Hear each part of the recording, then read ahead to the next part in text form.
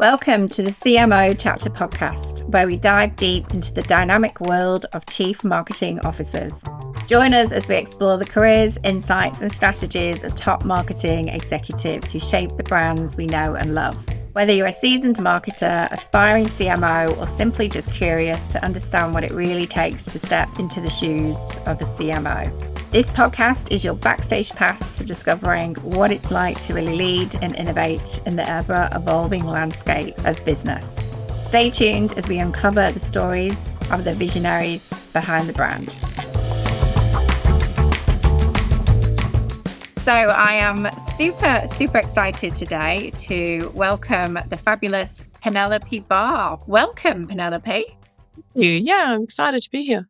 Excellent. Well, look, I was quite curious, and I actually asked Penelope to be on this particular episode because I'll let Penelope introduce herself, but we're going to really talk today more about specifically portfolio careers. I think honestly, what is it? To start with, why are people really starting to tap into this? And really, how can you make it work for you? And from having a few conversations previously with Penelope, she is the number one guru of all things portfolio careers. So I'm going to start. Penelope, please, can you introduce yourself? Sure. Yeah. So as you said, my name is Penelope Barr. I work in seasons, which I call 633. So I generate for 6 months, which means I do interim exec roles across technology, innovation, product change. 3 months I create. So I wrote 2 books last year. I'm writing 2 more. I have a couple of podcasts. I develop products and I coach people. 3 months I rejuvenate, so I travel. And then across the year, I participate. So I also have a range of communities. So I help people with mainly execs and senior managers with their next role in my Product U community.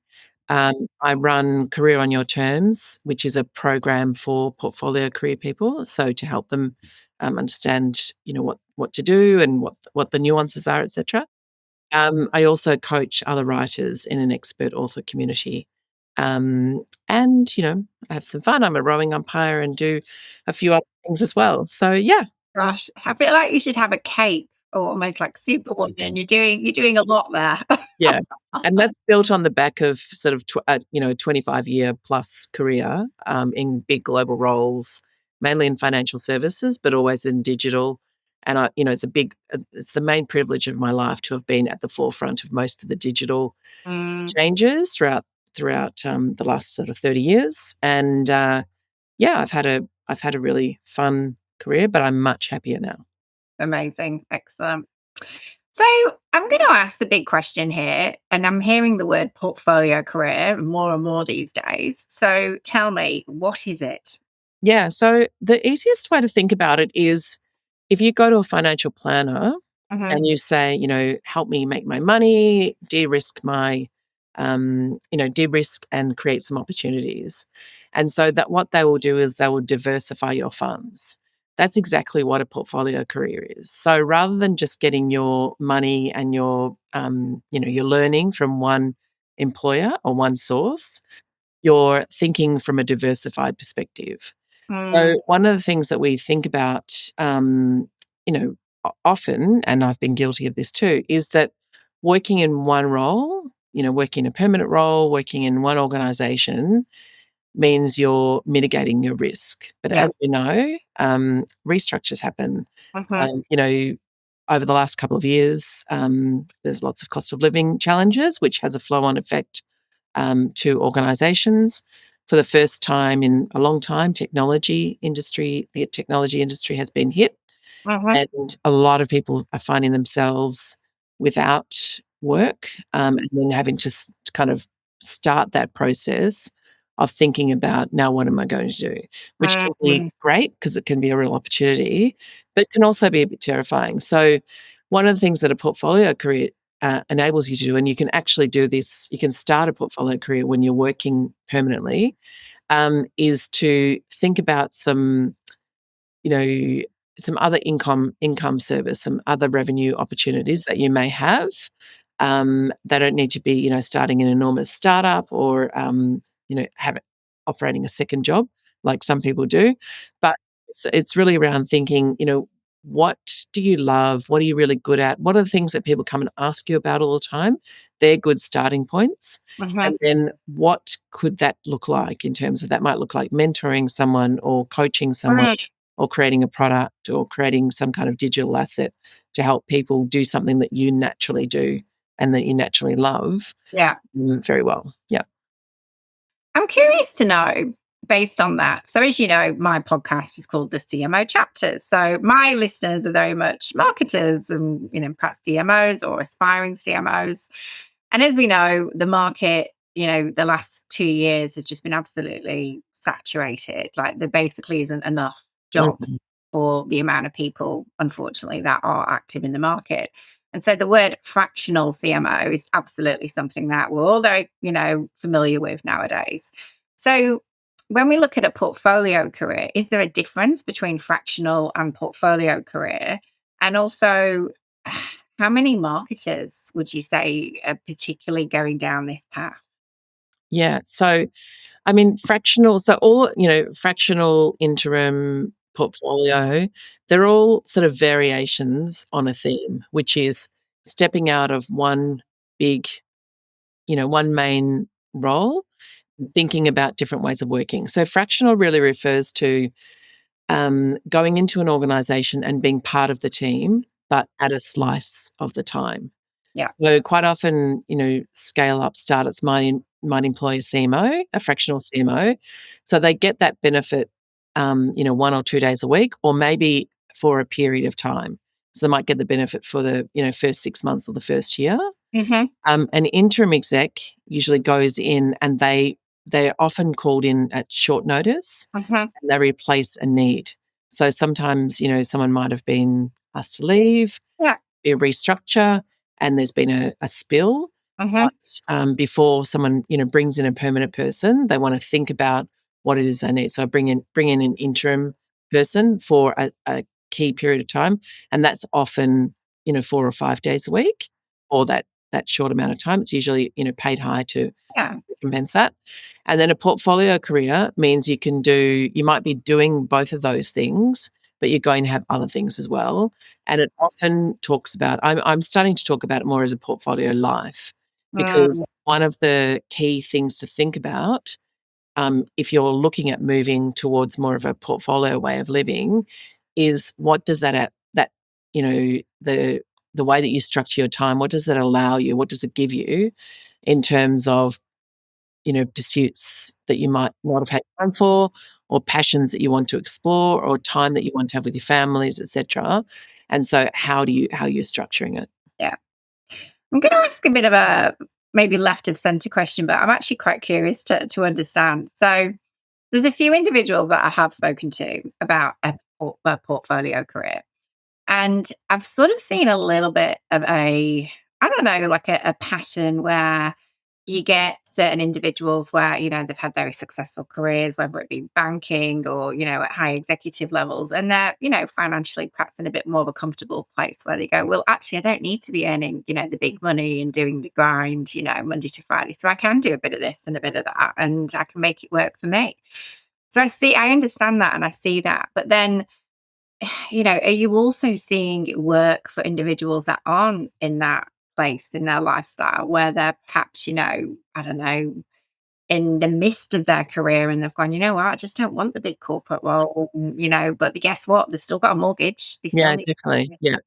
Yeah. So portfolio careers I mean, some people might think of them as the purview of the retiree. Mm, So, often we think of a portfolio career as being comprised of some board appointments, for example, and you're doing a couple of those, or you might be doing, some volunteering plus a board role as you're, moving towards retirement.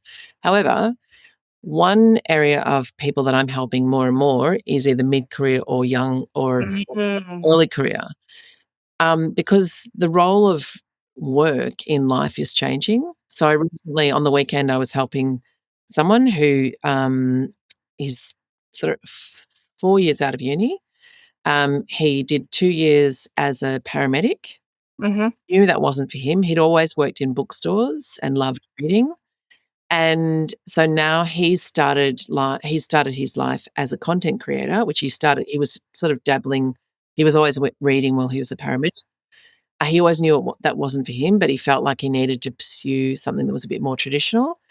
And he noticed that there was a real lack of a particular kind of literature in normal discourse. Yeah. He started creating a TikTok and Instagram account to do that, and now he has 60,000 followers on both of those, or on TikTok, and many thousands on Instagram.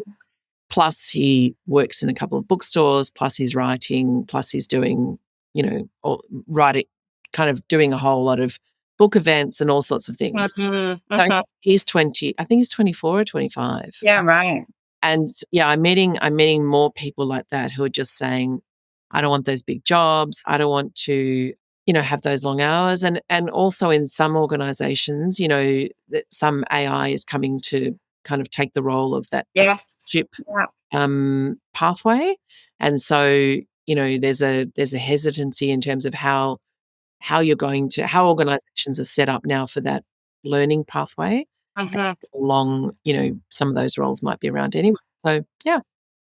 So that was my next question almost really, to think, is this now gonna be the future of work? Because, I'll be honest, initially, if someone said to me, "Oh, portfolio career," I'd kind of maybe gone, "Oh, I don't know, is it a bit risky?" It's, ugh, I don't know, if you've got a mortgage, like, you've got to be really financially savvy and organized. How regular is that income stream going to be? But then also, I get it. We're in this world at the moment where I have to say, as a recruiter, specifically in marketing, it's restructures, redundancies left, right, and center. And mentally, it takes its toll. Yeah. Yeah. Yeah, I think I've always had some kind of side hustle, not really thinking about that as a portfolio career Yeah. strategy, but more because I've got a lot of interests. And so it was a way for me to experiment and just kind of flirt with doing things for myself. And so having the, seemingly these more safe option of working full time plus those things has always been attractive. But yeah, I think if you're interested in, thinking of yourself as a global citizen and you're Mhm. interested in a lot of things, then, pursuing something like a portfolio career is definitely something that you can consider. It's, I think I read a stat the other day that said, even by 2030, half the world is going to be working in a portfolio career. So that Mhm. the notion of a permanent, one permanent role Mhm. is just sort of dissipating. So I think, the earlier that people can kind of explore, Mhm. other options for themselves, the better they'll be. And, the one thing that I see that happens a lot, and this is why it's good to explore as early as possible, is people kind of have some early wins and it's very exciting. And then there's a little bit of like, "Ah," and then you get to the dip. And the dip is often where people stop and they say, well, I'm just going to go back and get a job, or oh, this isn't working, I'll try something else. But it's really, what happens after the dip, we know from hills and valleys. As soon as, you kind of move through the dip and you move up again. And so, if you can hang on and you can get clearer on your proposition and, start building a community of people around you, then that's what's going to make you successful. So if someone was considering going down this path, is there any sort of, I don't know, say like top three traits that you'd say, what, you've got to be probably X, you've got to be Y, you've got to be Z. Like, is there any top three that you'd sort of say really for you to make this successful or to make it work? A good consultant or someone who has a portfolio career would possess these common traits. Yeah, I think there are a few, but I think one of the things is resilience. So, Mm, I try to look at everything I do as an experiment. And so that just takes the pressure off. So if something doesn't work, no problems. Move on to the next thing. yeah, okay. Mhm. And I try to get early signals, like I test my initiatives and my ideas very early. So I don't spend a lot of time building because I don't want to waste time and effort. I think you need to be not necessarily, you need to be commercially aware, financially aware. So one of the things that happens in the beginning is a lot of people are encouraged to offer things for free or, you know, create, programs and things to Yeah. get people to test, which can be good, and you certainly should be looking at that. But if it goes beyond a certain point, you're not serving anyone. If you can't, apply your own oxygen mask first, Mm, then there is no point. You're not pursuing a portfolio career. You're kind of just, enabling yourself to starve. Um, and I think then also thinking about money, one of the things that's really that is a reality is quite often there's a lumpiness yeah. in when the money comes in and how it comes in. And so being able to look at your efforts and the rewards for that over the longer term Mm-hmm. is something that a lot of people have to learn. So for example, in one of the programs I run, um, I give people a reverse budget and get them to think about what do they actually need and start from there. Mm-hmm. Then, what's on top. And so you're quite clear in the financial goals you're going after, and then you can kind of work out what's the best way for them. And then the next thing I would say is, in terms of pricing. So people Mm, kind of freak out about pricing. So in one of my programs, I started with a very low price, and then each time I've run it, I've increased it because I know that it's valuable, yeah. you Yeah. know. But I didn't have the courage in the beginning to Mm. ask now. So some of it's, and marketing people would definitely understand that. Absolutely. And I think there's sometimes this sort of fear of that imposter syndrome, like, well, why is someone going to work with me? And am I going to be good enough? And, I've got to give it a try and how successful. And I can imagine, you've got to be super organized with something like this as well. So, good at prioritizing, I can imagine as well. Yeah, definitely. Yeah, I am super organized. Um, and you need to be because you actually also need to allocate like enough time, but not too much time to particular things. If you're going in and out of different initiatives, it's easy to become distracted. But and the other thing that's important in terms of time is if you've opted for a portfolio career, quite often it is because you don't want to work around the clock anymore. Which is a requirement in a lot of big jobs. And so if you then find you're still working around the clock, and then you've got to ask yourself what's coming. Mhm. So, you know, there's a lot of I do a lot of deep work. I have my Pomodoro, which comes everywhere with me, my little tomato, and I work in Pomodoro. So I try to get as much done in each 25-minute session as I can. And I'm very clear about what it is I'm going to do. But I've also systemized a lot of what I need to do. So every time I go to write, content, I write it in a specific way. Every time I, go to kind of create a new product or create a new proposal, I do that in a very systemized way. So yeah, you'll build that over time. I mean, it's super impressive. I'm kind of thinking, oh my goodness, like there's a lot here that I can certainly learn. I need a little tomato myself, I think. I think we all need a tomato.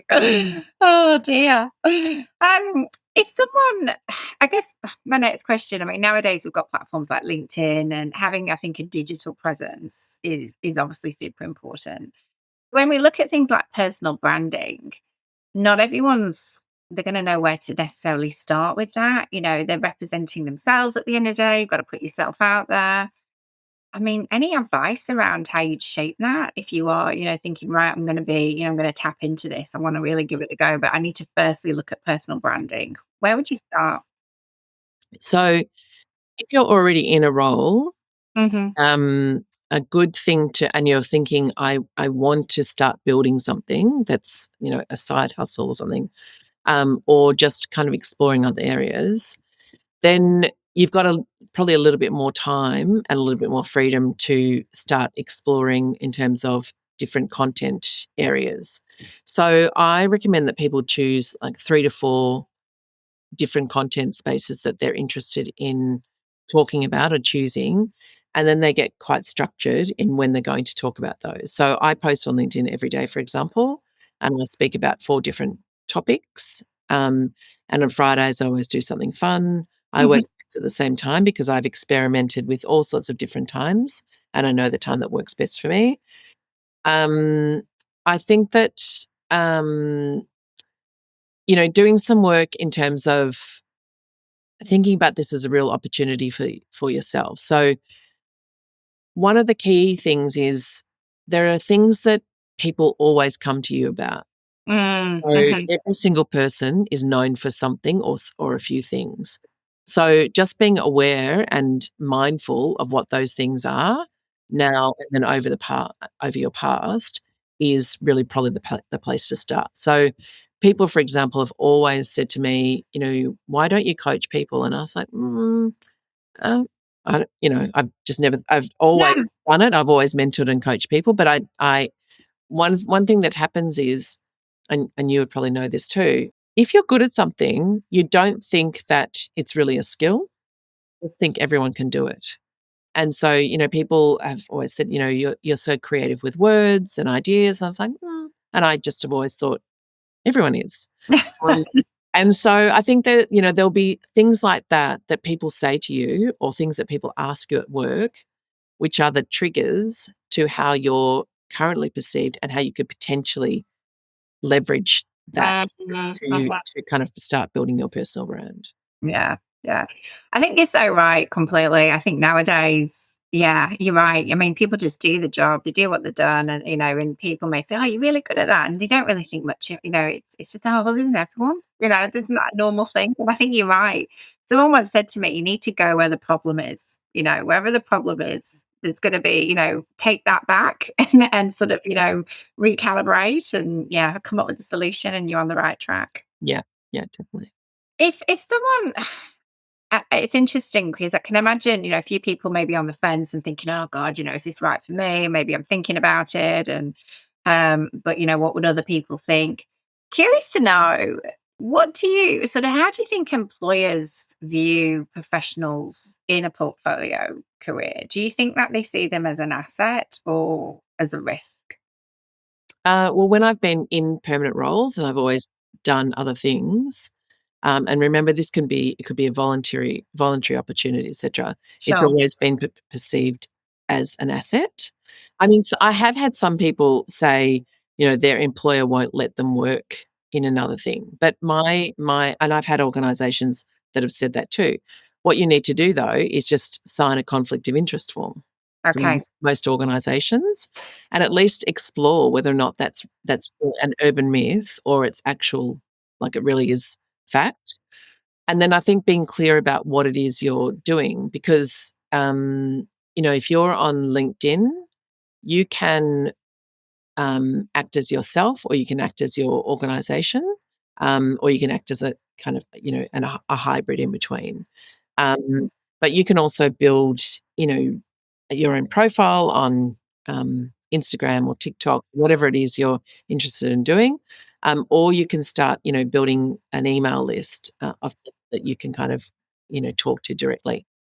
But I think that, one of the things that I know is attractive about me is I get called in to help organizations with big problems where they don't really understand how they're going to solve something, or for interim exec gigs where they need somebody to come in, be able to assess effectively and quickly, and then be able to, lead people, understand, what's required from an objectives delivery perspective, and also work in that grey, sort of work in the kind of the, ambiguous and uncertain environment to deliver something.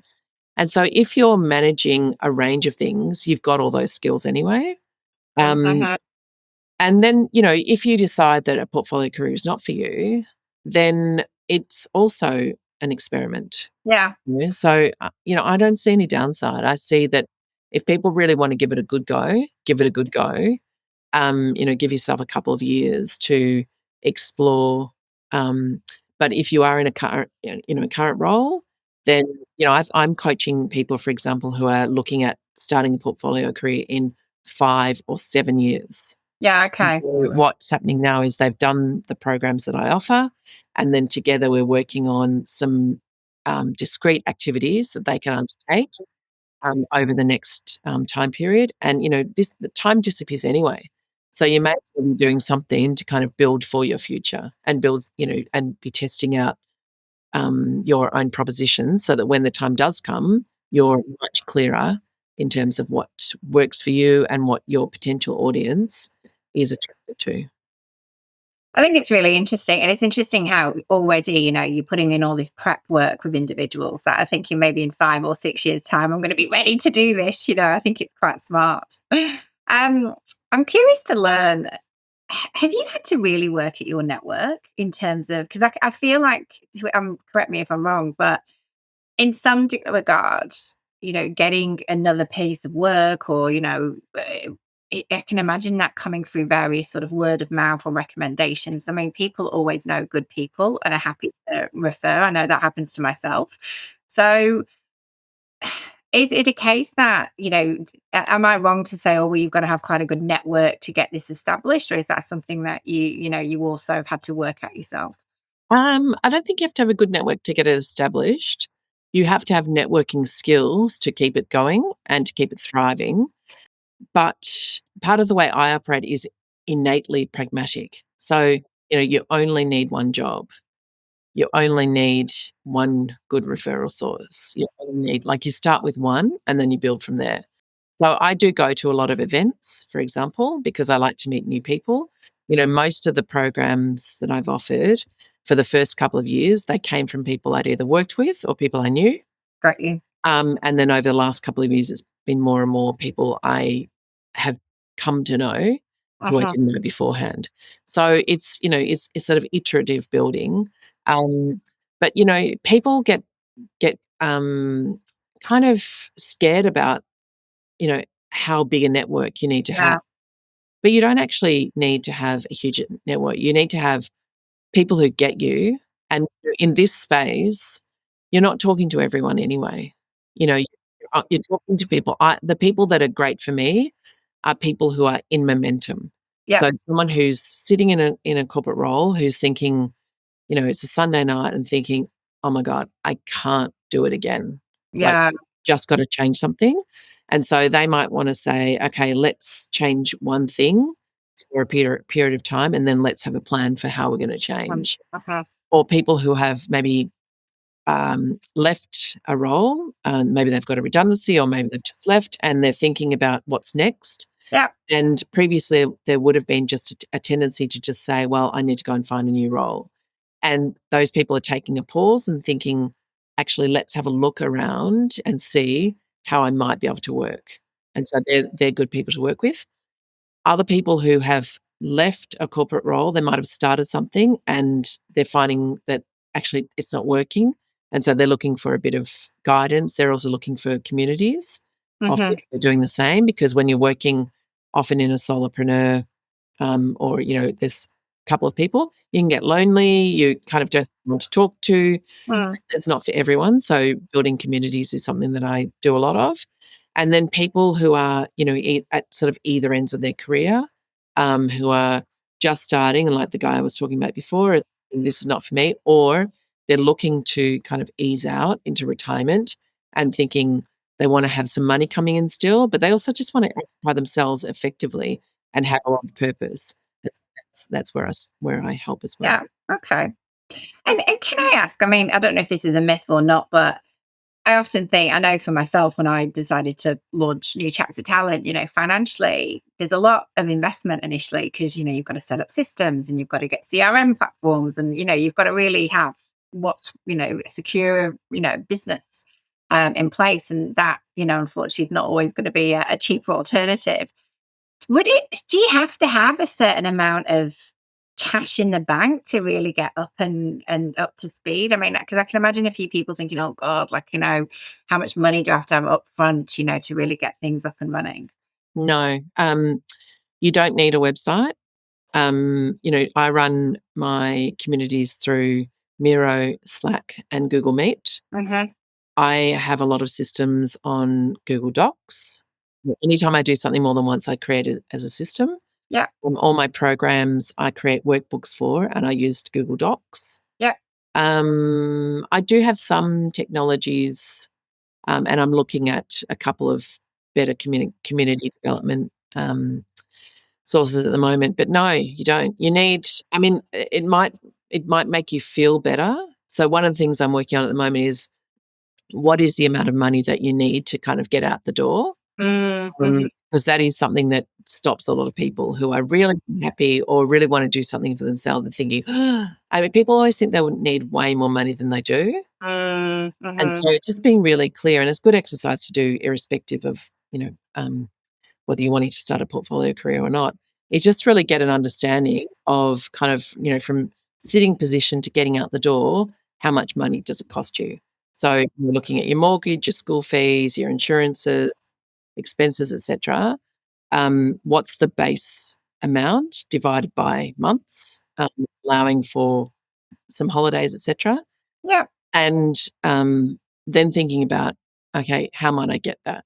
So that's a really important thing, because quite often people see, really cheap digital assets and low ticket offers, and they think, oh, I could create something that I sell for $7 or $12 or $15 or something.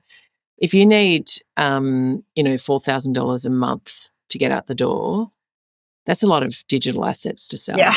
sell. So, Yeah. Mm-hmm.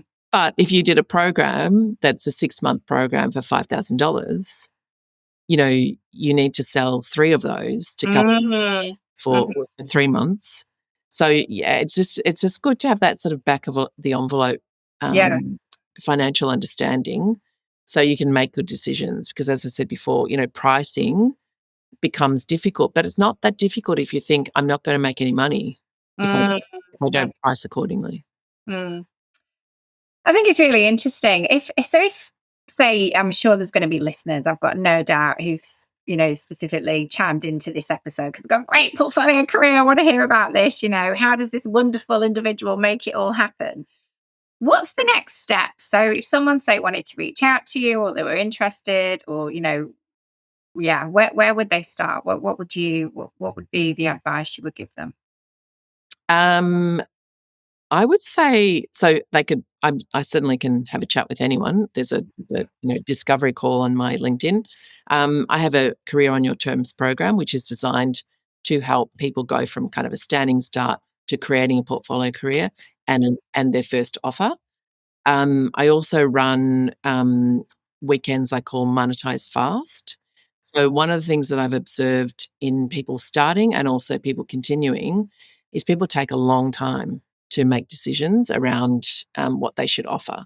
So, the reason I've started that program is because I want people to see you can actually create something in a weekend, Yeah. and you can launch it. You need to. My key metric at the moment is the metric of idea to execution.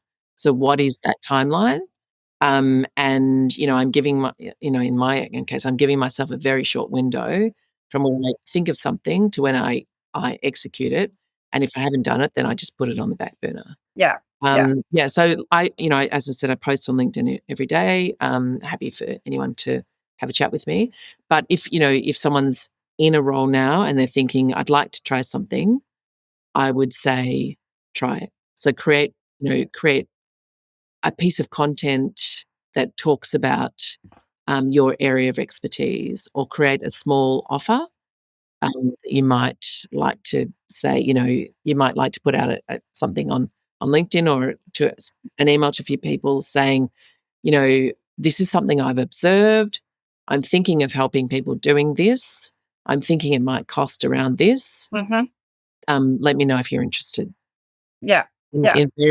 invariably, you'll find that there are a couple of people, and if you get a couple of people interested, then guess what? They're the people that you're going to work with first, and then you'll kind of be live testing and refining, and then you can kind of say, okay, is that something I want to spend a bit more time on? It's something I'll say, no, no, no, thank you. I'll leave that, but it was a good test. Or is that something you're saying, oh my God, this is amazing. I've found what I want to do with my life. Yeah. Yeah. Like, I think it's the conversation, I think, is going to be, very relevant to many, I think, out there. I think the world we're now living in, I think it's a little bit more as well about, I think, taking some control back, as well. I think that's important.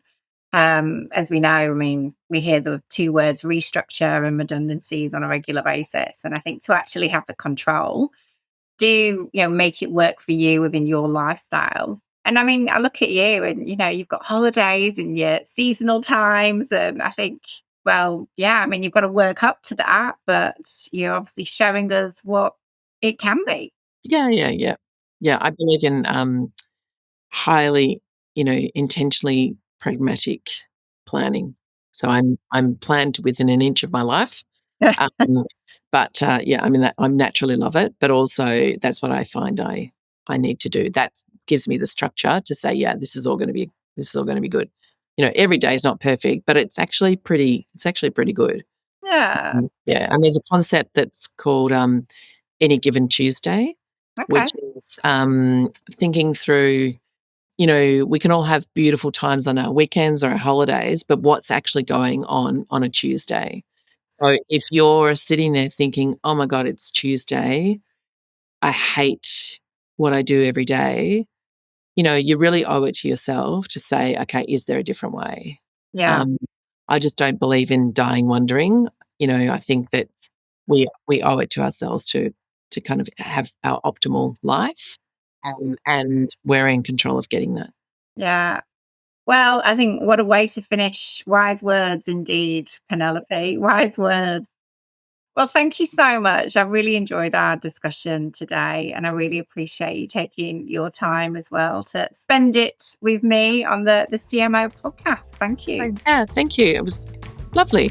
Yeah, beautiful conversation. Thank you. Thank you. Remember, the road to CMO isn't always linear. It's filled with challenges, decisions, and moments of transformation. Whether you're charting your course or navigating a career shift, the experiences, wisdom shared today, as with our guests, is invaluable. Thank you for joining us. Keep dreaming big, keep pushing boundaries, and remember that your journey towards becoming a CMO is as much about the destination as it is about the growth you experience along the way. Until next time, continue to innovate, evolve, and carve out your path to CMO.